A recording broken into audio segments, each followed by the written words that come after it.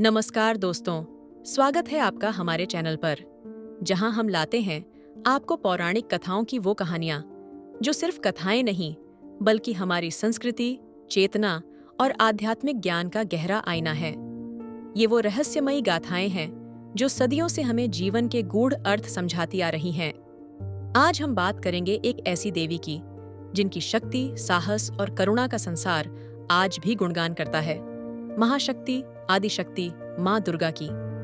हम उनके उस महाशक्तिशाली युद्ध की गहराई में उतरेंगे जो उन्होंने एक ऐसे असुर से लड़ा जिसका नाम था महिषासुर।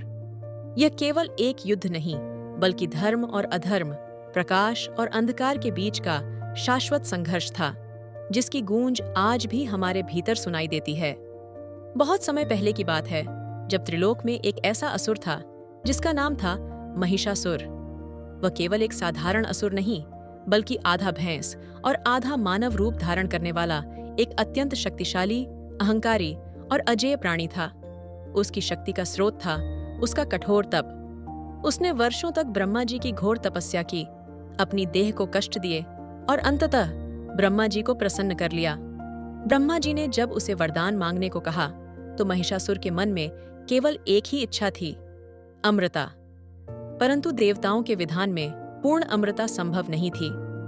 तब उसने अपनी कुटिल बुद्धि का प्रयोग किया और ऐसा वरदान मांगा जिसने देवताओं को भी चकित कर दिया। उसने कहा, मुझे कोई पुरुष, कोई देवता, कोई दानव, यहाँ तक कि कोई पशु भी न मार सके। ब्रह्मा जी ने तथास्तु कह दिया और इस वरदान ने महिषासुर को लगभग अजेय बना दिया। उसे लगा कि उसने मृत्यु को ही पराजित कर दिया है। इस वरदान ने महिषासुर के अहंकार को और भी बढ़ा दिया। वह स्वयं को त्रिलोक का स्वामी समझने लगा।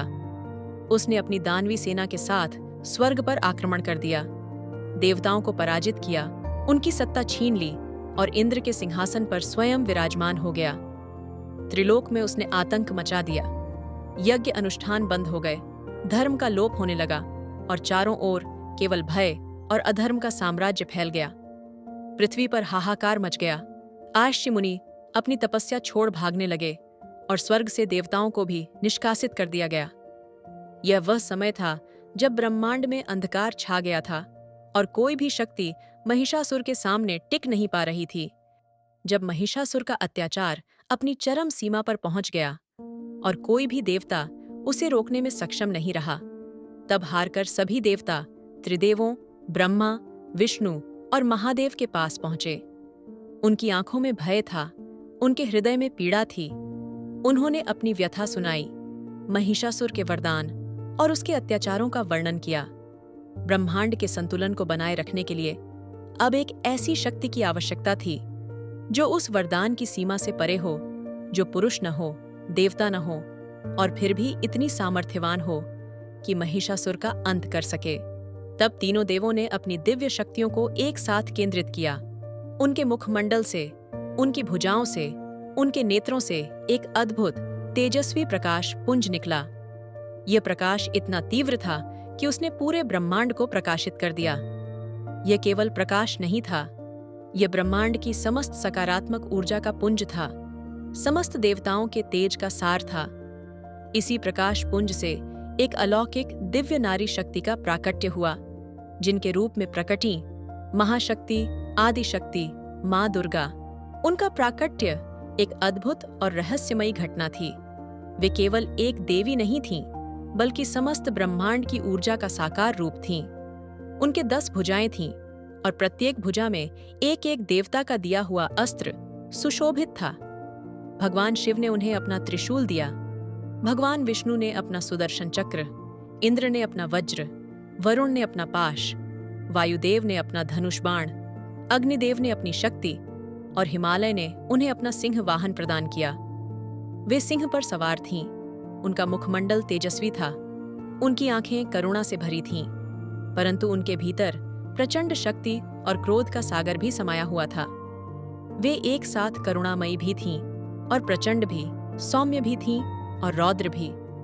उनका यह रूप ही अधर्म के विनाश और धर्म की स्थापना का प्रतीक था। माँ दुर्गा ने महिषासुर को युद्ध के लिए ललकारा। यह केवल एक शारीरिक युद्ध नहीं था, बल्कि धर्म और अधर्म, सत्य और असत्य, प्रकाश और अंधकार के बीच का एक महासंग्राम था। ये युद्ध 9 दिनों तक चला और इन 9 दिनों में माँ दुर्गा ने अपनी अद्भुत शक्ति, धैर्य और रणनीति का प्रदर्शन किया। महिषासुर भी कोई साधारण शत्रु नहीं था। वह अत्यंत मायावी था और उसने अनेक रूप बदले। कभी वह एक विशालकाय सिंह का रूप धारण कर लेता, तो कभी एक मतवाले हाथी का, और कभी फिर से अपने भैंस के रूप में आ जाता। हर बार वह माँ दुर्गा को भ्रमित करने और पराजित करने का प्रयास करता, परंतु माँ दुर्गा अडिग रहीं। वे हर वार का जवाब देतीं, हर छल का सामना करतीं। उनकी प्रत्येक भुजा में स्थित अस्त्र अपनी अपनी शक्ति का प्रदर्शन करते और उनका सिंह वाहन भी युद्ध में उनका साथ देता। यह युद्ध केवल शक्ति का प्रदर्शन नहीं था, बल्कि यह दर्शाता था कि कैसे सत्य और धर्म की शक्ति, चाहे कितनी भी बाधाएं आए, अंततः विजयी होती है। नवरात्रि के ये 9 दिन माँ दुर्गा के 9 रूपों नवदुर्गा को समर्पित हैं, जो उनके विभिन्न गुणों और शक्तियों का प्रतीक हैं।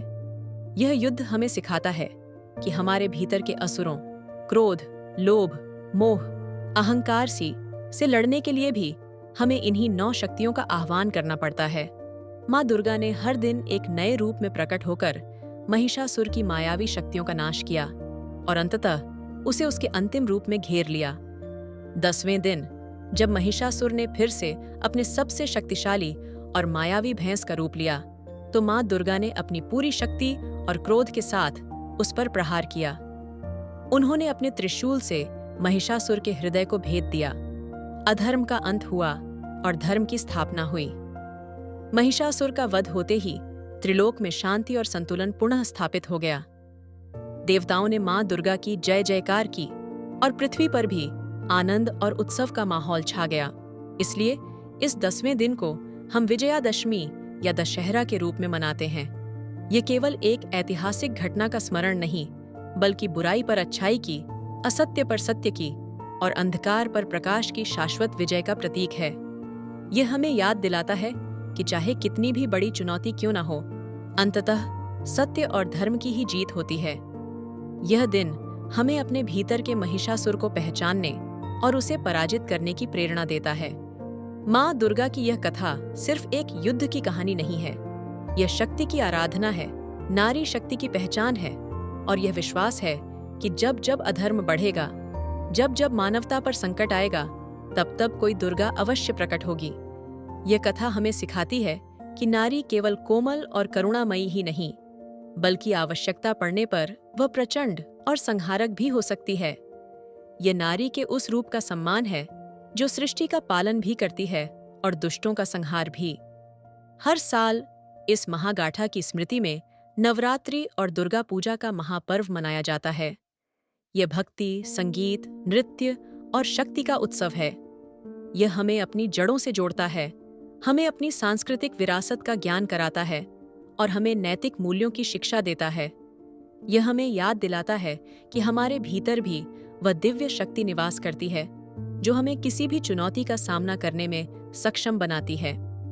तो दोस्तों, माँ दुर्गा की ये कहानी हमें सिखाती है कि हर अंदर का डर, हर बाहर का संकट हमारी आस्था, साहस और दृढ़ संकल्प से पराजित हो सकता है। यह हमें अपने भीतर की शक्ति को पहचानने, अपने नैतिक मूल्यों पर अडिग रहने और अधर्म के विरुद्ध खड़े होने की प्रेरणा देती है। यह केवल एक पौराणिक कथा नहीं, बल्कि जीवन जीने का एक मार्गदर्शक सिद्धांत है।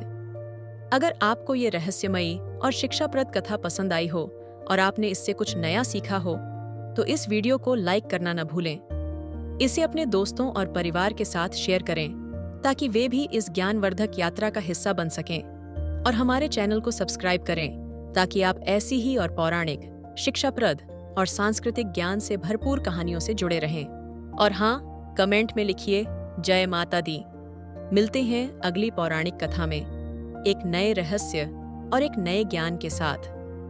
तब तक के लिए शक्ति बनी रहे, ज्ञान बढ़ता रहे और आप अपने जीवन में हमेशा धर्म के मार्ग पर चलते रहें।